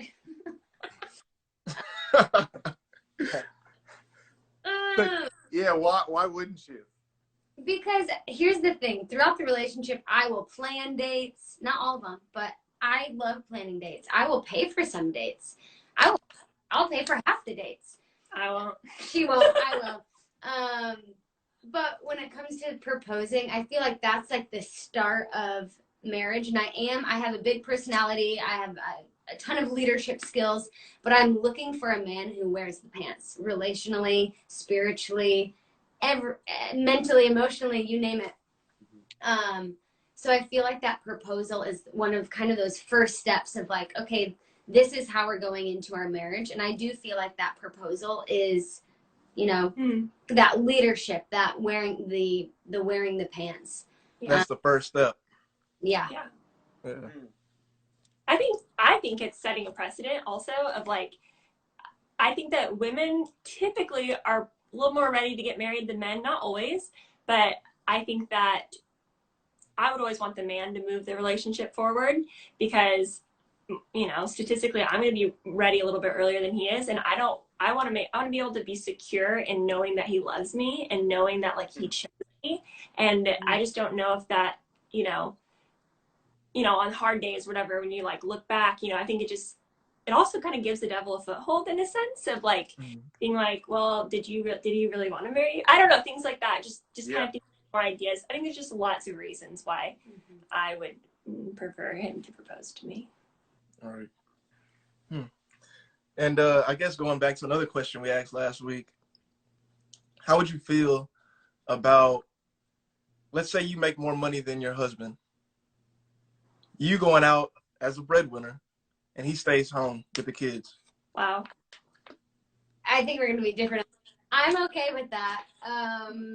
But I would still, I feel like if he's stay-at-home dad and I'm breadwinning mom, I think there would still be expectations, just like I think even stay-at-home moms have a weird rep where are like, oh, they're just a stay-at-home mom. But the house is clean, meals are made, the kids are going to school, getting taught, doing their homework. So I think the same expectations would still, like if you're a homemaker, you're kind of like family, it's like you're the house manager. Okay, you know our schedules, you know our doctor's appointments, you know you're doing our taxes, you got like, I think those same expectations would still apply, but I would be fine to go make the dough. I think. Wait, so hold on before you answer. So you would be okay with in the morning you wake? I'd be okay. I don't know. If the only reason I'm laughing is because of one of the comments that was written while you were talking. I'm not laughing at what you were saying at all. Yeah. So you would be okay with, let's say you have work at like 6 a.m. You wake up, he's still in the bed, kind of rolls over like, all right, babe, have a good day at work. You know what I mean? Just kind of... I think I would. I think I would like the morning routine to be something similar, or She's a morning person. I wake up at 5 and I have the best time with Jesus. So if I can keep doing that when I'm married and he snoozes and I can do my thing, I would say I think I have a unique perspective because I actually grew up with a stay-home dad. wow, I didn't know that. Yeah. Wow. And so my mom was the breadwinner, and I think that it can be done. But I think that for me, I would want to stay home with the kids, but I think that it can be done very well. I think my parents, they did the best that they could for what they knew, but I know as like a child, I really like craved to have my mom home, and I think kids just want their moms, nothing more than they want their dad, but just there's something about mom, and so nurture, yeah. But then again, I also don't. It comes back to like the Holy Spirit of like, what is the Holy Spirit saying for your family, because I think that a father can be extremely nurturing, just depending on the father and depending on the situation. And, so I think it really has to go for people's unique personalities. So, it could work. But so I have a follow-up question to that. So would you be okay with, like you said, stay at home, you're making the money, you come home, would you be just as okay with following his lead when it comes to financial stuff? Like all the money you worked for, he's like, yeah, we need to do this with it. And then like you guys talk about it, you both just are on different wavelengths with it. Would you still be okay with like, okay, here's the money I brought in, I'm trusting you with it and you got it? I would be okay with it if we took a Dave Ramsey course together. Dave Ramsey. That's funny. Because if we sat down and we knew, hey, these are our goals, these are our budgets. There we go. See? Yeah. What baby step are you on? As you can see, there's a little bit of dust collected on this thing. Yeah. So. But I think that would just feed into the trust of the relationship, the trust of the marriage. So it'd be fine for him to manage the money. So you wouldn't have any problem submitting to a man that's at home? Mm-mm. But I want to ask you guys, would you as men have a problem? Like, would that be hard? Or would that take away like some of your worth or value? Would it feel like it would be like, oh, my wife is at home making the money? Because they say with psychology and all that, you know more of this than I do. Just the guy's natural. It's like your role. Like, like you feel like you're not like living up to your role as a man in the relationship. Is that what you were facing? Yeah. Go ahead, C-Love. Yeah, I wouldn't be fond of that. Like, I wouldn't want to be the stay-at-home dad. That's just me. Because yeah, I mean, you want to feel like you're like, men are supposed to go out and like work. Like that's what men do. Like that's kind of like at our essence, like go out and work, right? So me personally, I wouldn't be comfortable with it. I know some men are, but for me, nah. And What do you think? People, I feel like I meet some guys who are like, I really want my wife to be a stay-at-home wife or a stay-at-home mom. Would you be okay if the woman you met, or if you guys were single, she was like, absolutely not, I want to work every day of my life? Hard no. Every day? Nope. no, Maybe today, but she's like, no, I don't want to be a stay-at-home mom. Like, I love my career. I would say this. It would depend, right? Me personally, man, that's kind of hard. I would say, honestly, I've always wanted to be the one who is like the breadwinner and stuff, right? When me and my wife when we were engaged, I liked knowing that I was up at like 4, going to the hospitals. I was in medical device sales, doing that while she was still in bed sleeping. You know, that kind of gave me a little bit of encouragement to keep going, things like that, right? But, and I understand there's different seasons. Like, you know, if your dad and your parents, I'm not saying it's wrong or sinful or anything like that. I'm just saying that for me personally, I could never just say my plan financially is for my wife to just do everything.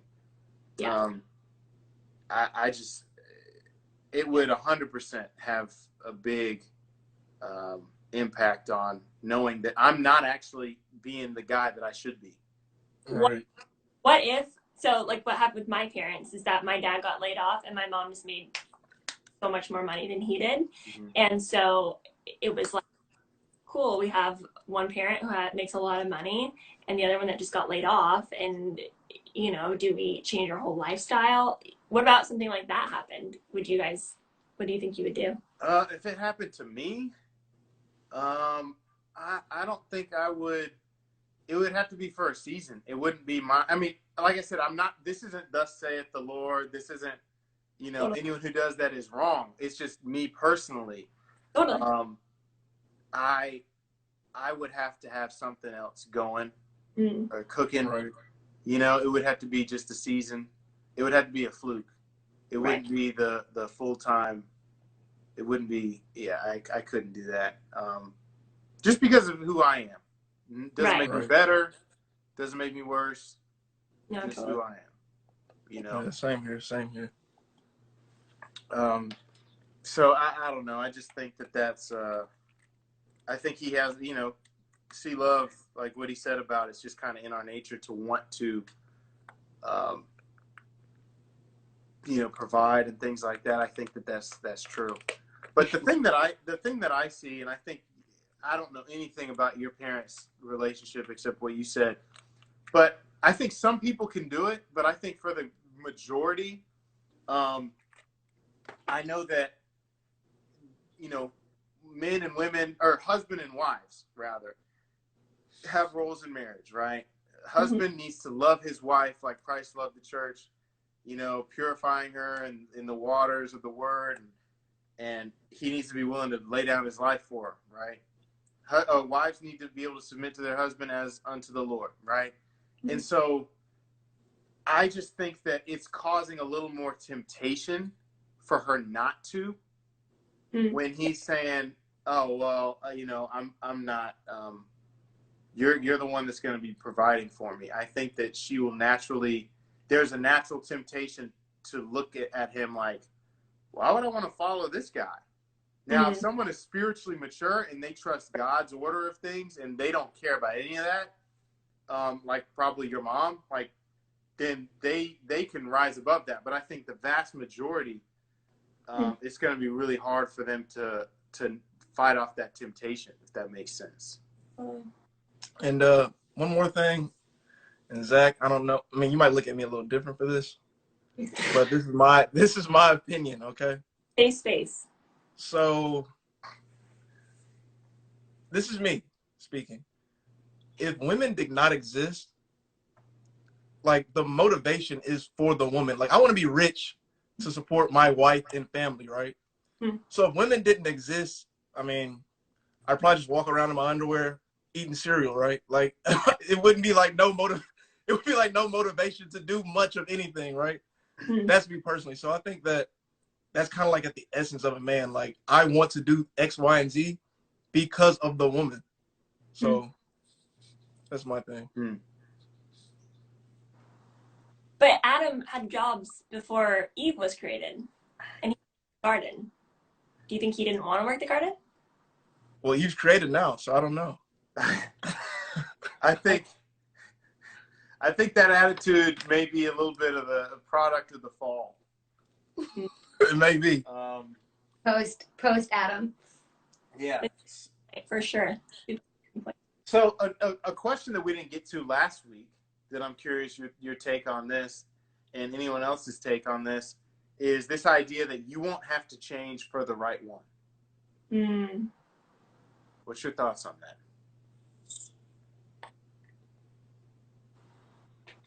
I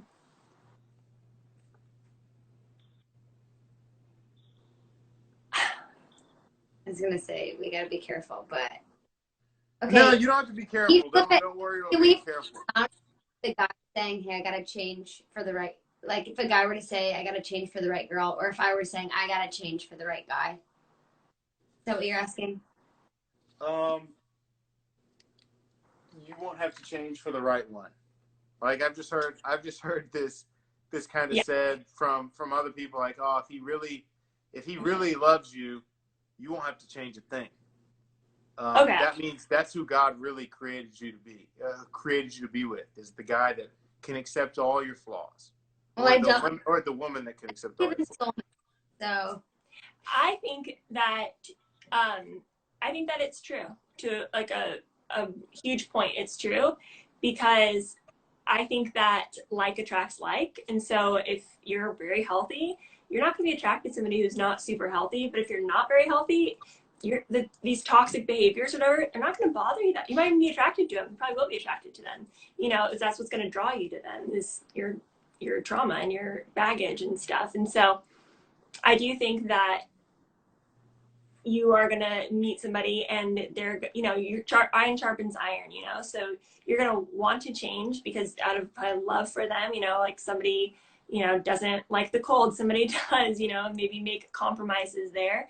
But at the end of the day, I think that when you marry somebody or when you choose somebody, you're choosing them in their entirety, and that's the essence of like true love in a lot of ways. And it's like, I always kind of tell my girlfriends this, or I think this myself, of like, if you're loving like a future version of him, like, oh, he'd be so great if he just did this, if he just did that, there are certain things people can grow into, but at the same time, like, you're not really loving that person for who they are, like I have friends, I mean, like I can say for Stacia, I love who she is. I mean, I'm not going to marry her, but like, I'm sure if we're if we were dating, I'd find out other stuff, but it's like, there isn't things that I want to change about her. I like her just the way she is, And so I think you're going to find that in the person that you marry, and that person's going to find that about you. And you're not going to like be obsessed with everything, but, it's going to be something that you're going to learn to, just like accept, more or less. They say reject or accept, but never tolerate. So if you can't accept it, they're not for you. But if you can accept it, then they've accepted you.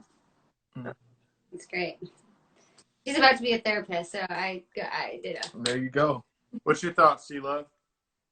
Can you repeat the question? Because I kind of blanked out my screen. The idea of you won't have to change for the right one. You won't have to change for the right one? Yeah.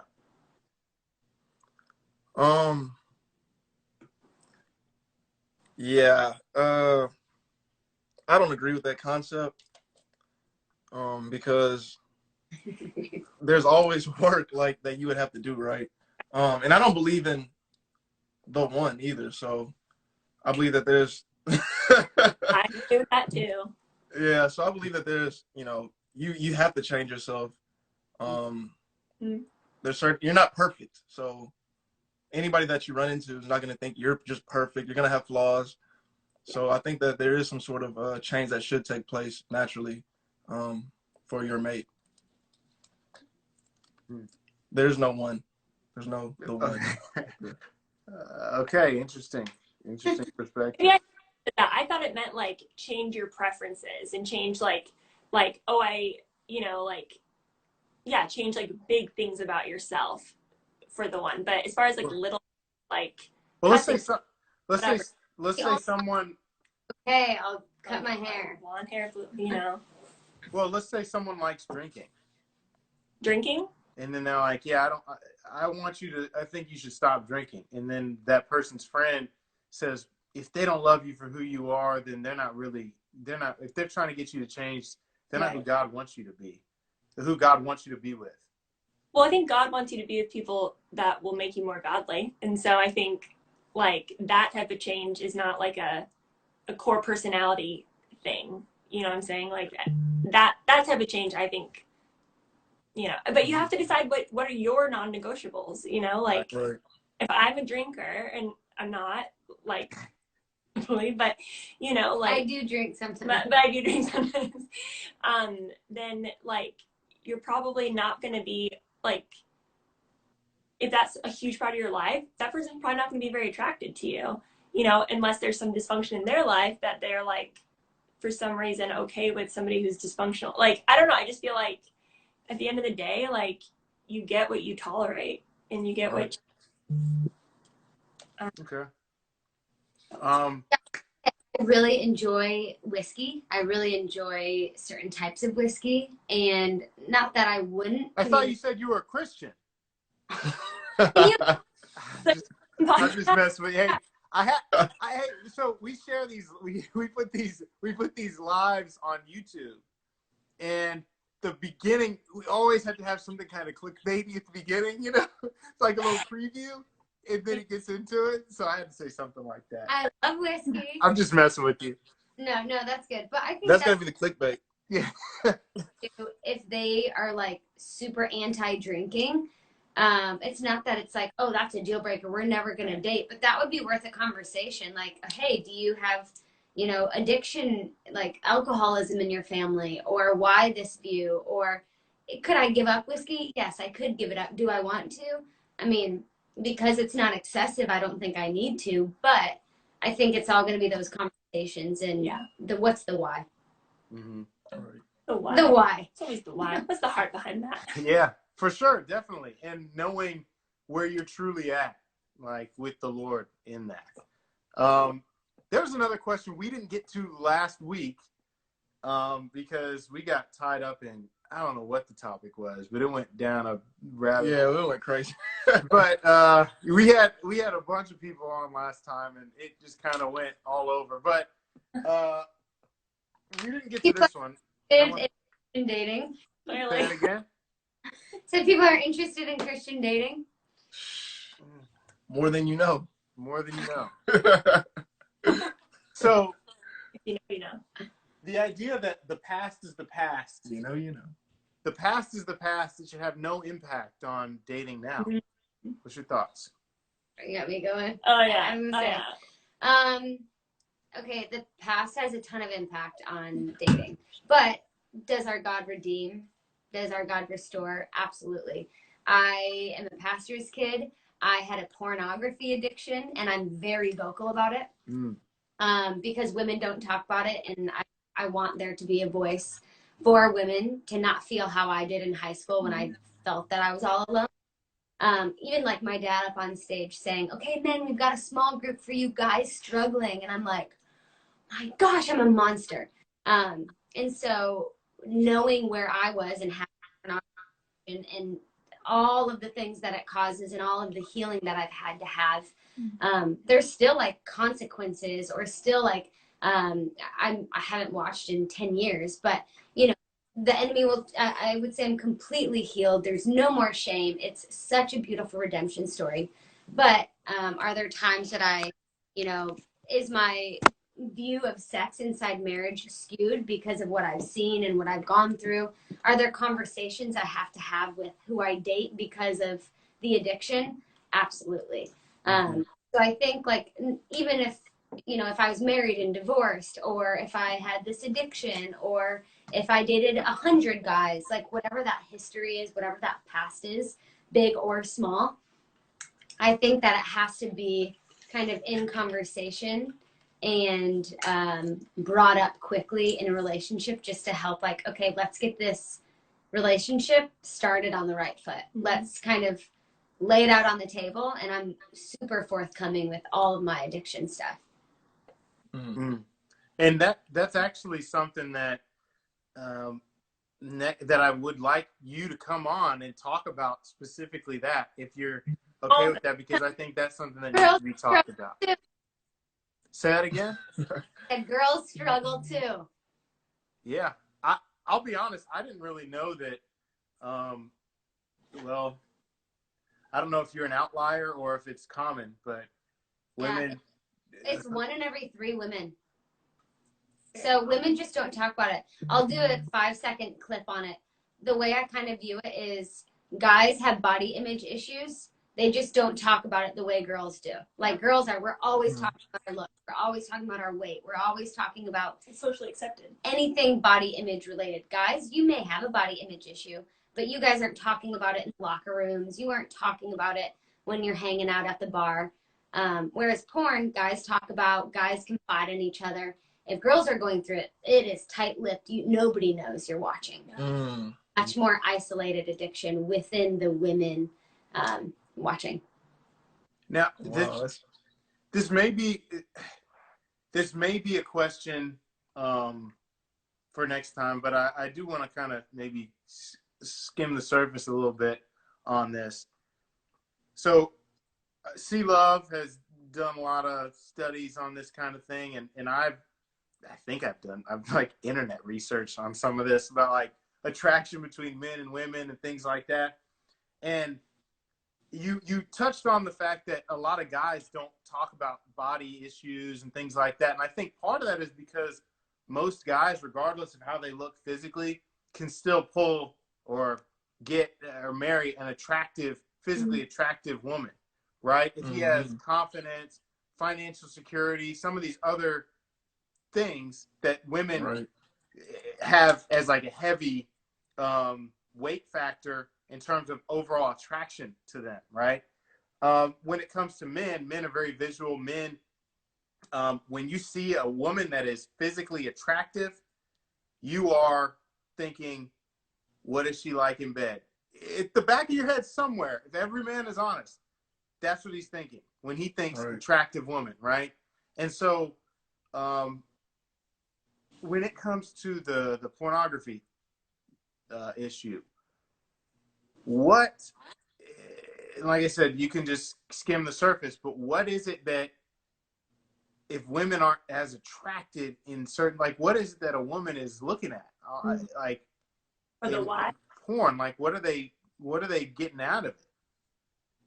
Yeah, I think a lot of it goes to, I would say Christian women specifically is what I can obviously relate to most, in being the pastor's kid. It's a lot of lies from the enemy of being uneducated, and you don't know what you're doing. Your husband's not going to he's not going to enjoy this. All my friends are having sex. All my friends are doing things. And it's more so like the lies of the enemy were just like, don't you want to learn about this? Don't you want to catch up to speed with what your friends are doing? And so it starts off as education, and then obviously it becomes an addiction. You get the dopamine hit. You get, we don't have to get super science, but you get the O. And it just hits, and so you have the dopamine, and that's what keeps you coming back for more. Wow. So That's women in porn. So you started watching it more for like research purposes.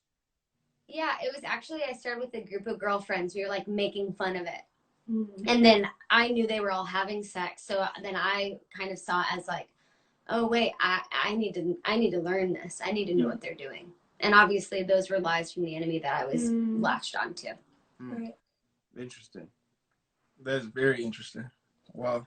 And that's very, I mentor girls, and 9 out of 10 times, starts from education or starts off typically from some sort of trauma or like sexual abuse. So what if she's already sexually active and she doesn't have any of those questions like, what is it like? Because it seems like what you're saying, the thing that kind of had you there was more like, man, I've never done it. Is this what it's like? And you're trying to learn and make sure you're not behind. Are the ones that are actually doing it, are they pretty much not watching it as much? Or no, I would say they're going to porn for the reason most everyone else in the world is going, and it's for accessibility.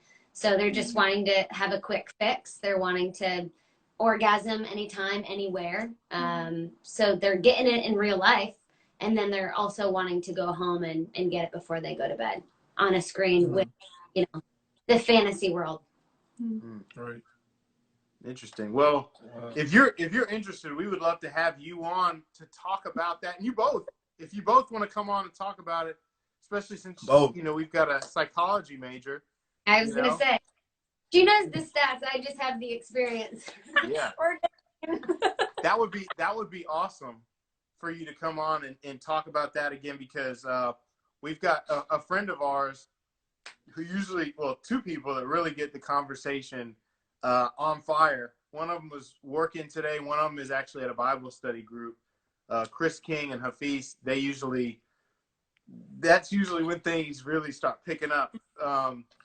But since we're about to like hop off here pretty soon, I want to know what are some things that you would like everyone to know about your singles, dating, mixers, Christian dating, single mixtures. Mixtures. What do you guys want people to know about it?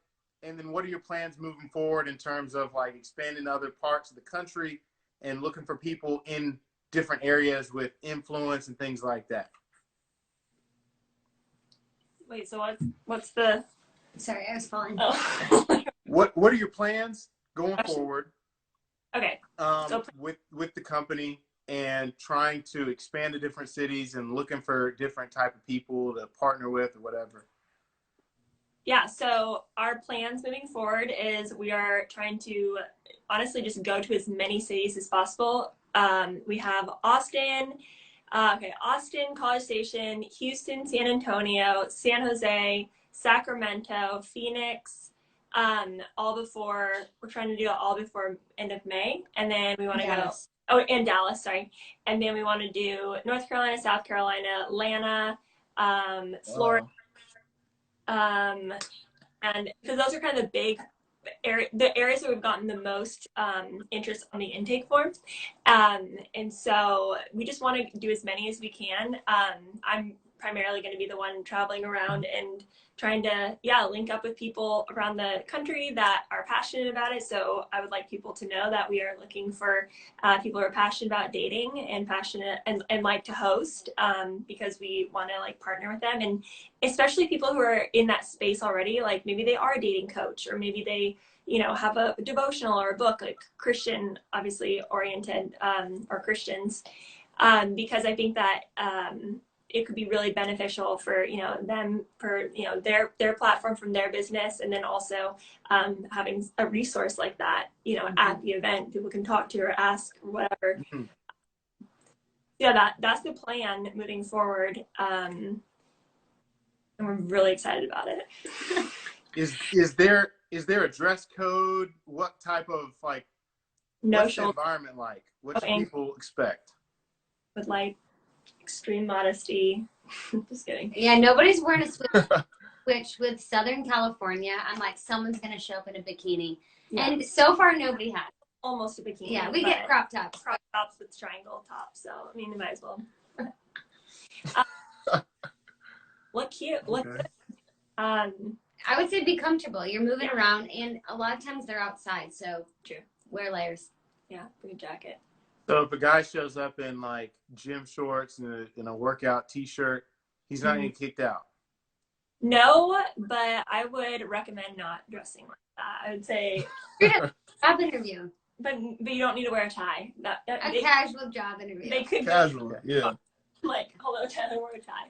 But I was also just thinking of one other thing that we are looking for. We're looking, or that people might want to know, we are looking for interns or people that want to get experience with social media. We're looking for a social media intern and also like an admin intern and somebody who's good at like graphics. So kind of wants to get into that space. So if anybody watching would be interested in that, just send me a DM. Send us a DM. Wow. And then just for everybody, you know, we're going to be replaying this again next week, but they can find your information where? You can find us on Instagram and on TikTok. It's IYKYK, like if you know, you know, .dating. And then also you can email us.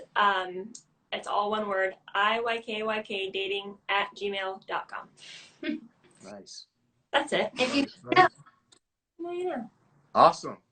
Well, hopefully we can be invited to one of your mixers. Me just to watch, but obviously maybe see love. you guys want to bartend? Yeah.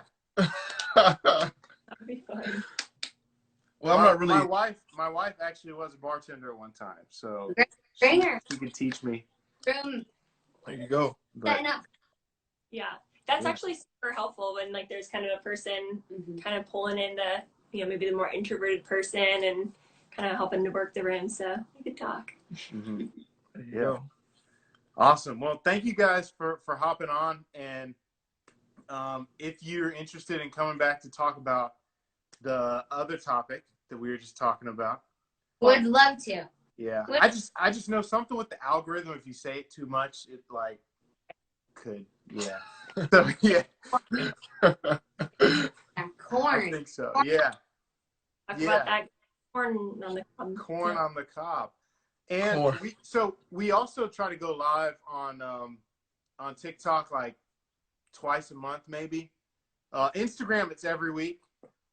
So if you guys want to do this again, I mean we'll be in touch, and we would love to talk about that other topic because we think it's something that men and women apparently now Need to hear. both need to hear.